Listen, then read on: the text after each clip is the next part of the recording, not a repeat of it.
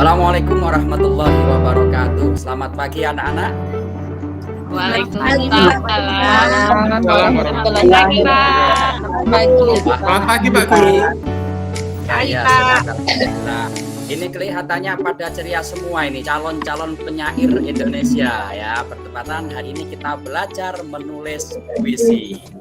Nah, sebelum kita belajar menulis puisi, alangkah baiknya kita buka. Untuk pembukaan kali ini akan dipimpin oleh ketua kelas. Silakan Ari Sutaka. Ari, coba dipimpin doa dulu. Berdoa, mulai. Selesai. Baiklah, terima kasih Ari. Masih semangat ya. Oke, sebelum ke tahap berikutnya, saya cek kehadiran dulu. Ini kelihatannya semua masuk ya, bersemangat untuk belajar menulis puisi. Runeng, hadir ya Runeng? Hadir, Pak.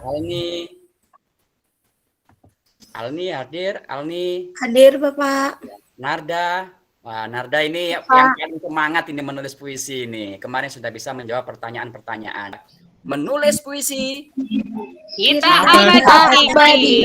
Oke, lagi kurang semangat. Oke, terima kasih.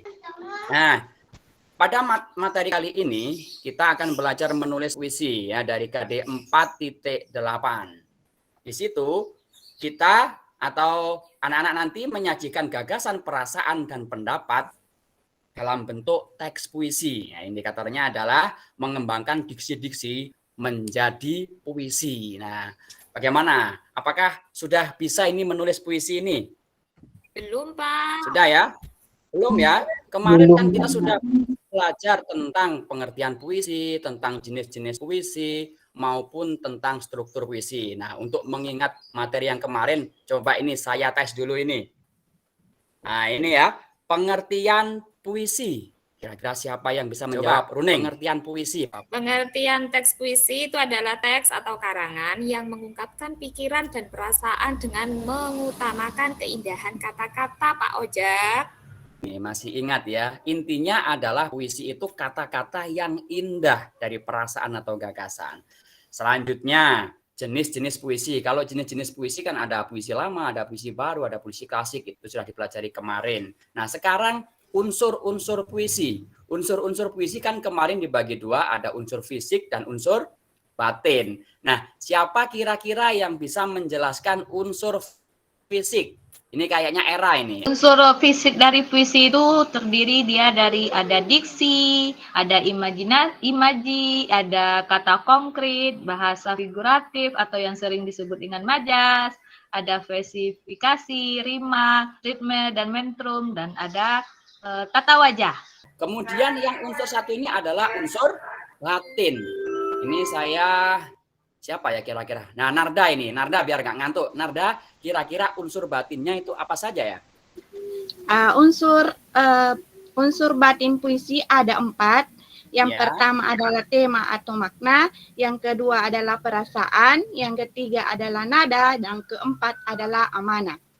Bagus sekali. Tepuk tangan untuk kita semua. Hari ini kita membuat proyek menulis puisi berdasarkan kejadian sosial. Nah, bisa dilihat film, nanti saya putarkan filmnya, ada kejadian sosial apa, kemudian anak-anak nanti mengamati dan pendapatnya dituangkan dalam bentuk puisi. Nah, kira-kira ini apa sih yang disulitkan ketika menulis puisi? Iya, Pak. Saya itu tidak bisa, Pak. Idenya itu loh, Pak. Tidak ada gambaran, Pak Ojak. Oh, tidak ada gambaran. Ya. Kalau Heru apa, Her? Apa ya kira-kira sulitnya? Sulitnya mencari inspirasi, Pak Ojak, karena saya kurang inspirasi nih, Pak Ojak. Inspirasi, selain ide inspirasi, ya. Kalau Dina Diksinya, gimana? Pak, diksinya, Pak. Isinya ya, lengkap sekali berarti ya. Ini ide juga sulit, terus kemudian isi juga sulit, inspirasi juga sulit. Nah, ini Bapak punya media yang sangat bagus untuk memberi stimulus anak-anak agar cepat dan mudah menulis puisi. Nah, sebelumnya akan saya putarkan beberapa video penyair-penyair terkenal. Barangkali nanti kita terinspirasi dan mudah membuat puisi. Nah, siapa yang tahu ini siapa ini? Dijawab. Mustafa Basri, Bisri. Pak. Ya, ini Bisri, penyairnya. nih. Nah, yang kedua ini siapa yang kedua? WS Rendra, Rendra. Wes Rendra. Nah, ini siapa ini? Sapardi Sapardi Djoko Damono. Lainnya yang terkenal adalah Aku Mencintaimu Dengan Sederhana. Nah, ini siapa kira-kira? Nah, ini siapa ini kira-kira ini? Wah, Kita Pak Guru ini, Pak Guru. Hampir terkenal. Alhamdulillah ya. Alhamdulillah semuanya sudah mengenal penyair-penyair yang terkenal maupun penyair-penyair yang akan terkenal. Seperti itu. Paling tidak kita termotivasi ya. Jadi penyair itu seperti apa? Apa sih fungsinya menulis puisi? Nah, dengan menulis puisi kita bisa menuangkan semua perasaan kita, bisa menulis kejadian-kejadian sosial, gagasan atau apapun itu ke dalam teks puisi. Anak-anak, perlu saya sampaikan tujuan pembelajaran menulis puisi adalah jadi anak-anak nanti akan membuat puisi, proyek puisi akhir ya, berdasarkan gagasan atau pemikiran anak-anak lewat melalui video ya. Kemudian videonya nanti saya putar, kemudian anak-anak membuat puisi. Nah, puisinya nanti harus ditulis di aplikasi, boleh di Canva ataupun media lainnya. Kemudian dikirim ke WA Bapak, kemudian nanti saya upload di IG atau di medsos. Nah, teman-teman yang lain mengomentari. Nah, seperti itu ya, paham ya? Ada pertanyaan sampai sini kira-kira?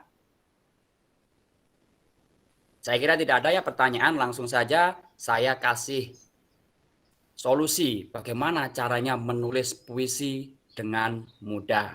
Assalamualaikum warahmatullahi wabarakatuh. Baiklah anak-anak, kali ini kita akan belajar menulis puisi dengan mudah. Nah, bagaimana caranya menulis puisi dengan mudah? Mari kita simak langkah-langkah menulis puisi berikut. Yang pertama, kita tentukan tema, misalnya tema guru. Kemudian judul. Nah, judul yang bertemakan guru, pertama guruku, kedua inspiratorku, atau mungkin pilih yang lain saja untuk Bapak Guru. Nah, setelah itu kita lanjut ke langkah berikutnya, yaitu suasana. Suasana itu ada sedih, senang, menakutkan, atau yang lain mungkin gelap atau terang. Nah, kita pilih gelap atau terang. Contoh, gelap malam adalah diriku dan takkan benderang jika engkau tak datang. Nah, gelap dan benderang bisa kita pilih. Langkah selanjutnya adalah tentang majas. Majas adalah cara melukiskan sesuatu dengan jalan menyamakannya dengan sesuatu yang lain. Misalnya guru kita ibaratkan dengan rembulan. Contoh, sebab engkau adalah rembulan yang menyinari segala kegelapan. Nah, sudah pas kan? Langkah berikutnya adalah gagasan. Gagasan adalah perasaan yang benar-benar menyelimuti pikiran. Contoh, maka datanglah malam ini, ajari kami menulis puisi. Setelah itu kita satukan dari mulai judul hingga yang lain sebagainya. Sajak untuk Bapak Guru. Gelap malam adalah kami Bapak, dan takkan benderang jika engkau tak datang. Sebab engkau adalah rembulan yang menyinari segala kegelapan. Maka datanglah malam ini, ajari kami menulis puisi. Nah, sekarang kita sudah bisa menulis puisi dengan mudah kan? Dengan memperhatikan langkah-langkah tersebut, mari kita praktikkan dalam pembelajaran menulis puisi yang menyenangkan. Ya, bagaimana anak? Apakah sudah jelas tadi tentang langkah-langkah menulis puisi? Sudah saya paparkan ya. Mudah kan ternyata Sudah, menulis Pak. puisi? Tidak Sudah, Pak, seperti sudah sangat jelas, Pak.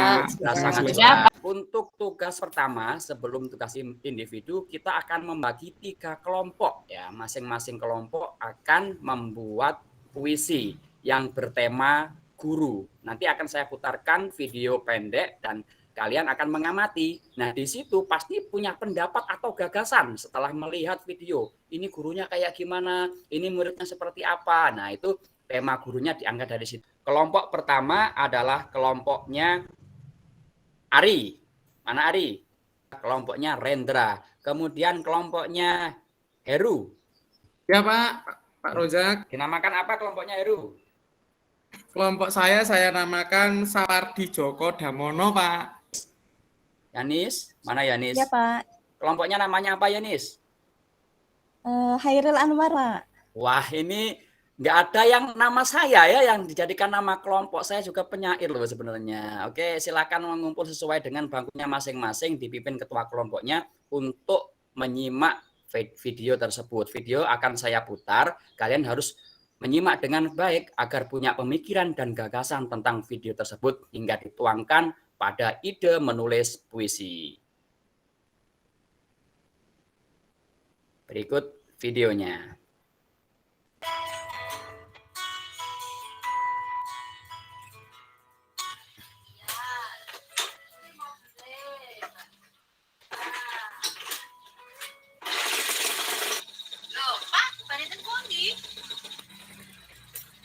Loh, ya kate budal nang madrasah to, Bune?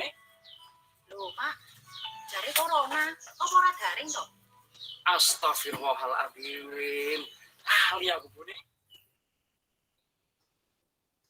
Sejak pandemi COVID-19 melanda, kini aku lebih sering bertemu dengan gawaiku daripada dengan murid-muridku. Ya, karena semua kegiatan pembelajaran harus dilakukan di sini. Tak nyaman, tapi mau bagaimana lagi? Oh ya, belum satu lagi yang membuatku makin sedih. Mohon maaf Pak Rozak, karena pandemi, gaji semua guru harus kami potong. Karena keuangan madrasah sekarang sedang sulit. Loh, ini kurang satu siswaku ini yang belum masuk classroom. Si Budi.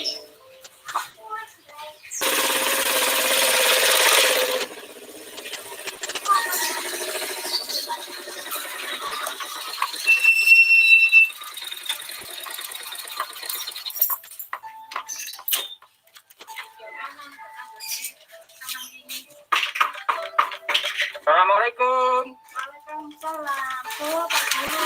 Monggo pinara. Ngapunten Pak Guru, badhe wonten perlu menapa jenengan? Itu Bu, masalah Budi kemarin tidak ikut daring. Bud, kenapa nih sampean kok nggak pernah ikut pelajarannya Pak Rozak, nggak ikut daring? Saya tidak punya HP itu Pak. HP-nya mak, itulah tulis, bukan sakit buat belajar daring. Walah, wingi kuwi jauh karena HP gesi nau to, Re. Nggih Bu, nah sekarang kan sedang pandemi, jadi semua kegiatan pembelajaran itu harus melalui HP, harus melalui smartphone. Jadi nanti semua siswa belajarnya lewat daring. Ngoten Bu? Lah pripun Pak, kemarin kula pun sadyan pitik pemikiran HP smartphone, ternyata uangnya masih kurang. Kula nggih bingung, Budi niki sampun boten ada berapa, tapi saya janji kalau punya rezeki akan saya HP smartphone untuk belajar. Getir hatiku mendengar cerita Ibu Budi. Aku kemarin mengeluh gajiku dikurangi. Sedangkan ada muridku yang untuk bisa belajar saja sulitnya setengah mati.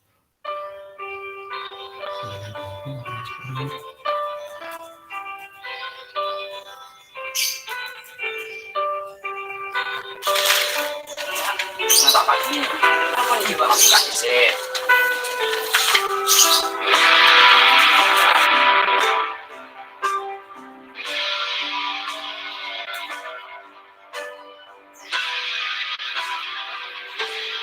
Sungguh bahagia melihat nama itu muncul di layar gawaiku.